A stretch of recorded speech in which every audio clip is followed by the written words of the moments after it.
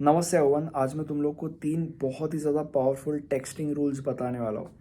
और ये जो टेक्स्टिंग रूल्स है, इनमें से जो पहले 2 हैं वो मेरे खुद के हैं, मतलब मैंने खुद के एक्सपीरियंस से सीखे हुए रूल्स।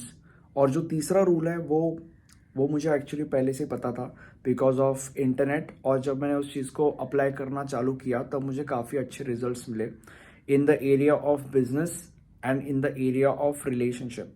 मतलब अगर तुम किसी क्लाइंट के साथ बात कर रहे हो, अगर तुम किसी से पहली बार मिल रहे हो, अगर तुम्हें किसी के साथ डेट फिक्स करनी है, अगर तुम्हारा कोई कलीग है, तो मैं उन केसेस की बात कर रहा हूँ। ठीक है, बट एनीवे मैं बताना चालू करता हूँ। और एक एक्सेप्शन है इस वीडियो को जो मैं तुम लोग को बाद में बताऊंगा। सबसे पहले you need to understand that एक ऑथर हुआ करता था, आई मीन वो अभी भी जिंदा है, उसका नाम है रॉबर्ट ग्रीन। ठीक है, और उसका एक बुक था जिसका नाम था 48 लॉज ऑफ पावर, अभी भी है, सॉरी फॉर दैट। तो बेसिकली 48 लॉज ऑफ पावर ये जो बुक है उसके अंदर उसने ये लिखा था कि जब तुम बातें करते हो तब तुम जितनी ज़्यादा बातें करते हो तुम्हारे मुंह से गंध निकलने के चांसेस उतने ज़्यादा होते हैं। और गंध मतलब बेसिकली मैं उन चीज़ों की बात कर रहा हूँ जिन चीज़ों की वजह से सामने वाला इंसान टर्न्ड ऑफ हो जाए। ओके, अब this book is based on, मतलब ये जो प्रिंसिपल था it is from a conversation point of view. वो चाहता था कि हम ये चीज़ यूज़ करें जब हम किसी के साथ बातें कर रहे हो वर्बली। बट जो मेरा ऑब्जर्वेशन है वो ये कहता है कि हाँ, वर्बली में भी ये रूल काम करता है, बट यही रूल टेक्सटिंग में भी काम करता है। उतना ही ज़्यादा स्ट्रॉन्ग, उतना ही ज़्यादा पावरफुल ये रूल इधर भी है।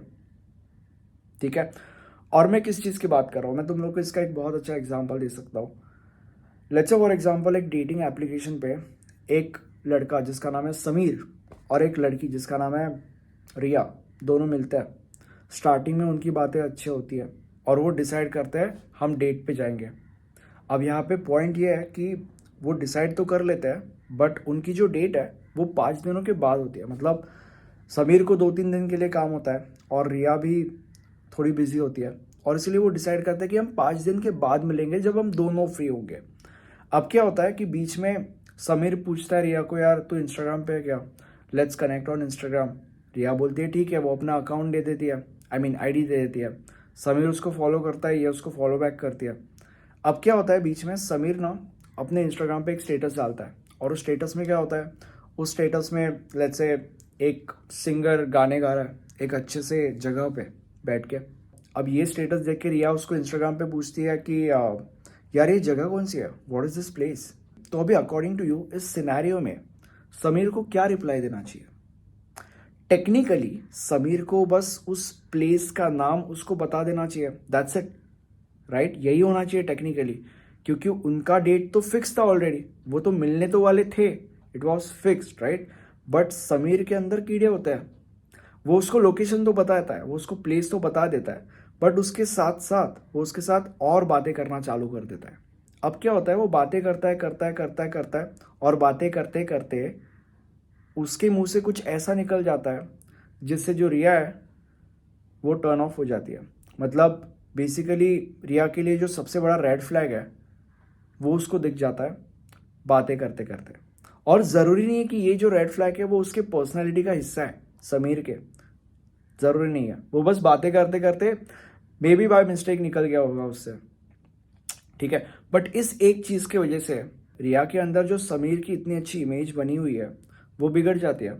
और जो लड़कियां होती है स्पेशली जब वो किसी के साथ पहली बार मिलना चाहती है या मिल रही होती है, तब उनके मन में काफ़ी ज़्यादा डर होता है और उनको काफ़ी ज़्यादा सेफ्टी की भी ज़रूरत होती है। मतलब basically they want to feel safe. और इसकी वजह से क्या होता है, इसकी वजह से वो डाउट करना चालू कर देती है समीर के ऊपर।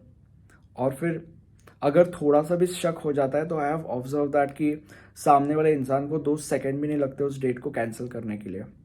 ठीक है, और लगने भी नहीं चाहिए, बिकॉज आजकल की दुनिया में जो जो चीज़ें हो रही है उन चीज़ों को देख के तो मुझे तो यही लगता है, स्पेशली फॉर गर्ल्स। ठीक है, तो उसकी वजह से क्या होता है, रिया डेट कैंसिल कर देती है। अब यहाँ पे तुम्हें ये समझने की ज़रूरत है कि अगर समीर बस उसके क्वेश्चन का आंसर देता था वहाँ पे, विच इज़ उस जगह का नाम बताना, दैट्स इट, और वहाँ पे अपना कन्वर्सेशन रोक देता था, तो आज वो मिलते थे, आज दोनों साथ में आगे बढ़ सकते थे अपने लाइफ में। बट समीर के तो अंदर कीड़े थे। उसने डिसाइड किया कि वो बस वहीं पे नहीं रुकेगा, वो आगे भी बढ़ेगा।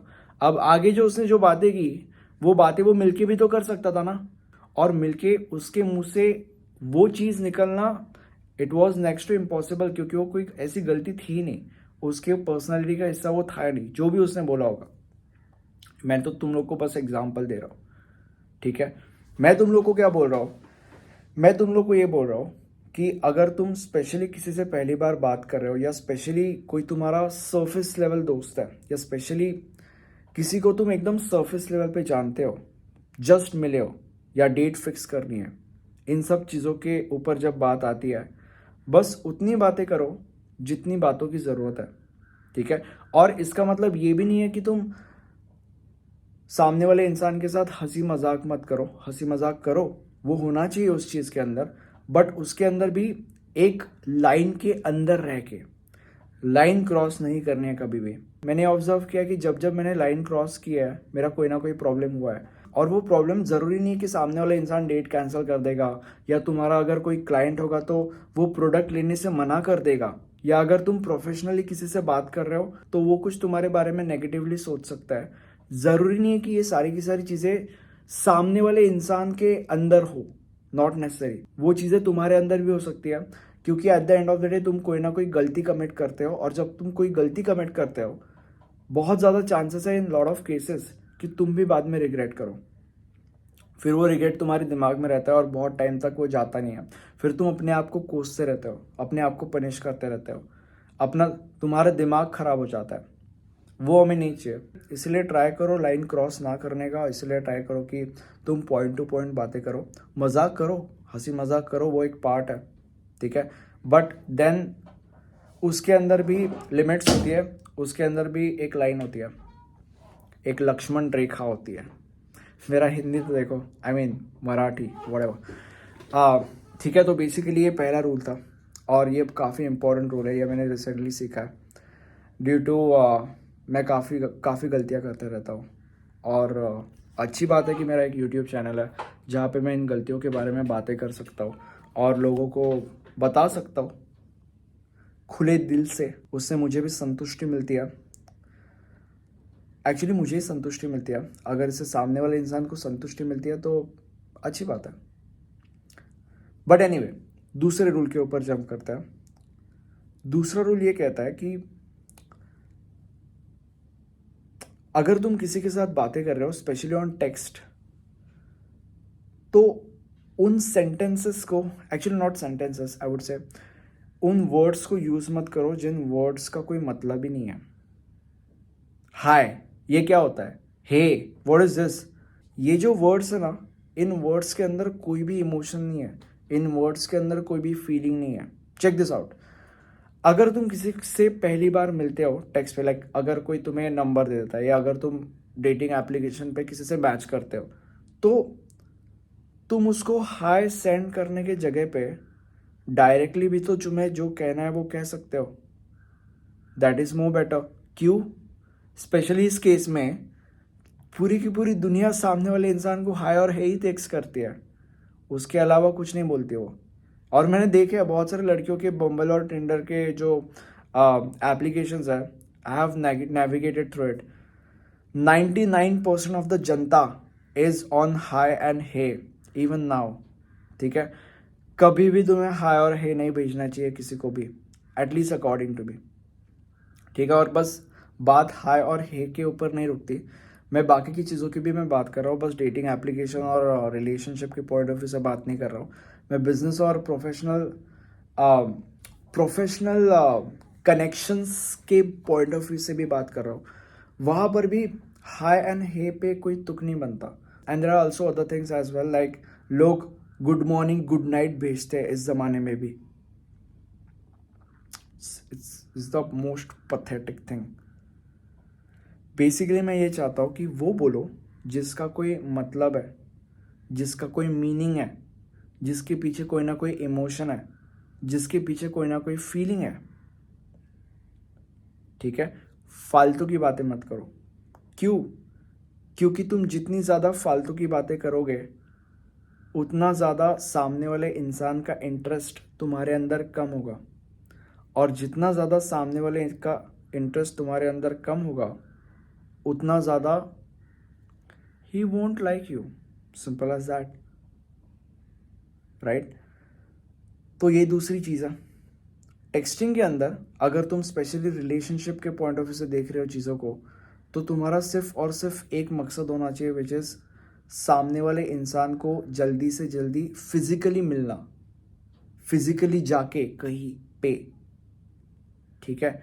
वो तुम्हारा सिर्फ और सिर्फ एक एम होना चाहिए अकॉर्डिंग टू मी, क्योंकि टेक्सटिंग के अंदर there are no feelings, there are no emotions attached, तो तुम सामने वाले इंसान के सामने प्रॉपरली अपने आप को एक्सप्रेस कर ही नहीं सकते, टेक्सटिंग पे भी, कॉल पे भी।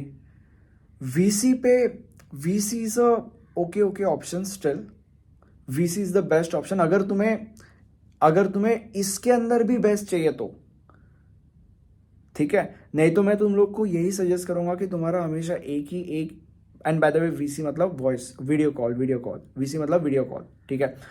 तो तुम्हारा एक ही एम होना चाहिए, विच इज सामने वाले इंसान को कैसे तुम जल्दी से जल्दी फिजिकली मिल सकते हो कहीं जाकर, ठीक है। क्योंकि जब तुम फिजिकली मिलते हो तो जो भी चीज़ें तुम करते हो, जो भी चीज़ें तुम कहते हो, उसका इम्पैक्ट 10 टाइम्स होता है, ठीक है। और अभी अगर तुम्हें ये चीज़ पता चल गई है तो इसका तुम फ़ायदा भी उठा सकते हो। और वो कैसे?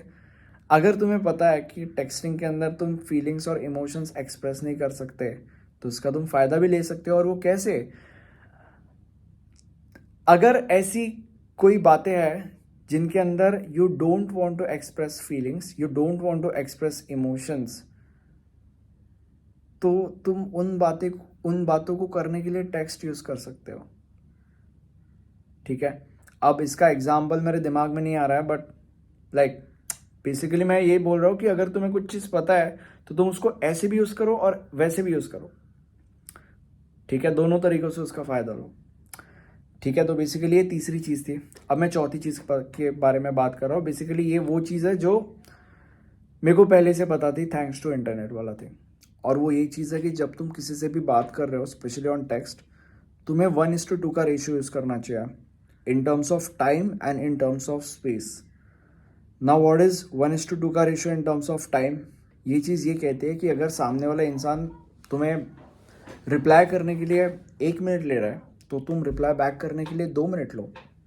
अगर सामने वाला इंसान तुम्हें रिप्लाई करने के लिए 2 मिनट ले रहा है, तो तुम रिप्लाई बैक करने के लिए 4 मिनट लो। और ऐसा क्यों? ऐसा इसलिए क्योंकि इससे ये दिखता है कि तुम थोड़े से बिजी हो अपने लाइफ में, और ये एक एस्पेक्ट है। इससे बहुत सारी चीज़ें पता चलती है सामने वाले इंसान को, या बहुत सारी चीज़ें लगती है, ठीक है, जो कि अगर फेक भी है तो भी मैटर नहीं करता। इन अ वे मैटर करता है, इन अ वे मैटर नहीं करता। बट अगर तुम किसी से पहली बार बात कर रहे हो तो I think according to me ठीक है, ओके। तो बेसिकली 1:2 वाला ratio in terms of time ये कहता है, और 1:2 वाला ratio in terms of space क्या कहता है? अगर सामने वाला इंसान तुम्हें 4 वर्ड्स लिख के भेज रहा है, तो तुम 2 वर्ड्स लिख के भेजो। अगर सामने वाला इंसान तुम्हें 2 वर्ड्स लिख के भेज रहा है, तो तुम 1 वर्ड में रिप्लाई करो, ओके। अब मैं ये नहीं बोल रहा हूँ कि तुम एकदम मैथ्स टीचर बन जाओ और एकदम कैलकुलेटर लेके बैठो कि हाँ इसने 10 लेटर का रिप्लाई किया है, तो मैं 10 डिवाइडेड बाय 2 दैट इज 5। फिर तुम सोचते बैठ रहे हो अरे 5 लेटर का क्या रिप्लाई करो, तुम वर्ड्स अरेंज कर रहे हो। ऐसा नहीं बोल रहा हूँ मैं, अपना दिमाग इस्तेमाल करो यार। मैं बस ये बोल रहा हूँ कि अगर वो इतना रिप्लाई कर रही है या कर रहा है जो भी है, तो तुम उससे थोड़ा सा कम रिप्लाई करो, मैं ये बोल रहा हूँ, ठीक है। और सेम विद टाइम, वहाँ पे भी मैथ्स टीचर बनने की ज़रूरत नहीं है, घड़ी लेके मत बैठो। जस्ट अगर थोड़ा सा समय लो बेसिकली रिप्लाई बैक करने के लिए, अगर सामने वाले इंसान भी रिप्लाई करने के लिए थोड़ा समय ले रहा है तो। और ये रूल्स भी हमेशा ज़रूरी नहीं है। अगेन मैं तुम लोग को कह रहा हूँ, थोड़ा सा अपना दिमाग यूज़ करो, ठीक है। मैं नॉर्मल और जनरल केसेस में बात कर रहा हूँ। अगर अर्जेंट है या अगर तुम्हें अगर तुम्हारी सिचुएशन वो है which needs you to not follow these rules, don't follow these rules. अगर there is a situation which requires you to express something because it is important. In that case, express those things. That is okay. मैं generally बात कर रहा हूँ, ठीक है. और इसके अंदर और एक चीज़ है जो मैं तुम लोग को बताना चाह रहा था स्टार्टिंग में. मैंने तुम लोग को बोला था देखो कि और एक रूल है, और एक चीज़ है जो तुम्हें समझने की ज़रूरत है. और वो चीज़ ये है कि ये जो चीज़ें हैं, ये जो रूल्स मैं तुम लोग को बता रहा हूँ, ये रूल्स अगेन यही इन लोगों के साथ ही अप्लाई करना जो लोग तुमसे, जिन लोगों का रिलेशनशिप तुम्हारे साथ एक सरफेस लेवल पे है, जो तुम्हारे क्लाइंट्स हैं, जो तुम्हारे कलीग्स हैं, अगेन सरफेस लेवल पे. जिन लोगों के साथ तुम पहली बार डेट पे जा रहे हो या कहीं पे मिल रहे हो या वैसे ही मिल रहे हो, इन लोगों के साथ ही नॉर्मली इन चीज़ों को अप्लाई करना इन लोगों के ऊपर. आई वोंट सजेस्ट कि तुम इन रूल्स को उन लोगों के ऊपर अप्लाई करो जिन लोगों के साथ तुम्हारा जो बॉन्ड है वो बहुत ही ज़्यादा स्ट्रांग है. For example your best friends, for example your blood relation वाले people, mom dad sister father, mom dad sister brother, basically family, right. वहाँ पे इन सब चीज़ों को यूज़ करने की कोई ज़रूरत नहीं है क्योंकि ये बहुत ही ज़्यादा नकली चीज़ है जो मैं तुम लोग को बोल रहा हूँ. इससे मतलब it is very shallow thing. Like basically tips and tricks उन लोगों के ऊपर अप्लाई नहीं की जाते जो रियल है तुम्हारे साथ. It's like there is a reason कि जितने भी वीडियोस इस चैनल के ऊपर मैं बनाता हूँ उन सारे के सारे वीडियोस के थंबनेल के ऊपर मैंने लिख के रखा है नॉलेज लेवल इंटरमीडिएट, क्योंकि वहाँ पे इसके ऊपर एक एडवांस लेवल का ज्ञान भी है हर एक टॉपिक से रिलेटेड. और उस ज्ञान के अंदर ये सब आर्टिफिशियल चीज़ें नहीं है कि दूसरों को मैनिपुलेट कैसे करे, टेक्सटिंग रूल्स, दूसरों की लाइफ कैसे कंट्रोल करे, तुम ऐसा क्या कर सकते हो जिससे तुम्हें ये मिलेगा. वो ज्ञान इन सब चीज़ों से इतना सा भी पास नहीं है. वो ज्ञान इन सब चीज़ों से काफ़ी ऊपर है. दैट ज्ञान इज मोक्ष, दैट ज्ञान इज निर्वाणा, ठीक है, some another level. But again जहाँ पे तुम हो अपने लाइफ में, आई वुड सजेस्ट कि तुम इसी ज्ञान का इस्तेमाल करो फिलहाल तो. और इसका मतलब ये भी नहीं कि ये ज्ञान बहुत फालतू का ज्ञान है, नहीं, बिल्कुल नहीं. जिस ज़माने में तुम रह रहे हो उस हिसाब से ये ज्ञान काफ़ी अच्छा ज्ञान है जो मैं इस चैनल के ऊपर दे रहा हूँ. लेकिन quality, it's quality knowledge, okay. वहाँ पे मैं नॉलेज भी लिखता हूँ, नॉलेज लेवल इंटरमीडिएट नॉलेज. और इसका मतलब ये भी नहीं कि तुम एडवांस लेवल का नॉलेज मत सुनो या उसको मत अप्लाई करो, बट आई वुड सजेस्ट कि तुम वहाँ पे जाओ, बट यहाँ से थ्रू होकर जाओ. क्योंकि अगर तुम यहाँ से थ्रू होकर वहाँ पे नहीं गए तो तुम्हें वहाँ का इम्पोर्टेंस या वहाँ पे होने का इम्पोर्टेंस कैसे पता चलेगा. इट्स लाइक अगर तुम गरीब नहीं हो तो तुम अमीरी का असली मतलब कैसे जान सकते हो.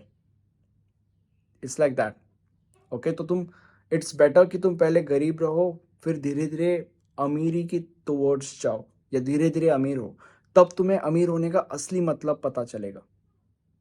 क्योंकि तुमने गरीबी चखी है, नहीं तो तुम्हें अमीरी होने का असली मतलब पता ही नहीं चलेगा. तुम्हें होलसम लाइफ का मतलब नहीं पता चलेगा, ठीक है. तो बेसिकली नीचे से ऊपर जाना is very important according to me. अब मुझे लगता है कि तुम्हारे पास इतना दिमाग है कि तुम्हें पता चल गया है कि तुम्हें क्या, कब, कैसे, क्यों करने की ज़रूरत है. और आई होप जो भी मैंने बोला है वो तुम्हारी मदद करेगा, राइट. चलो मुझे बताओ कमेंट सेक्शन में वीडियो कैसा लगा. अगर तुम्हें इस वीडियो से वैल्यू मिली है तो मैं चाहता हूँ कि तुम मेरे पेड कोर्सेज चेकआउट करो, वहाँ से तुम्हें 10x वैल्यू मिलेगी. Thank you so much, bye.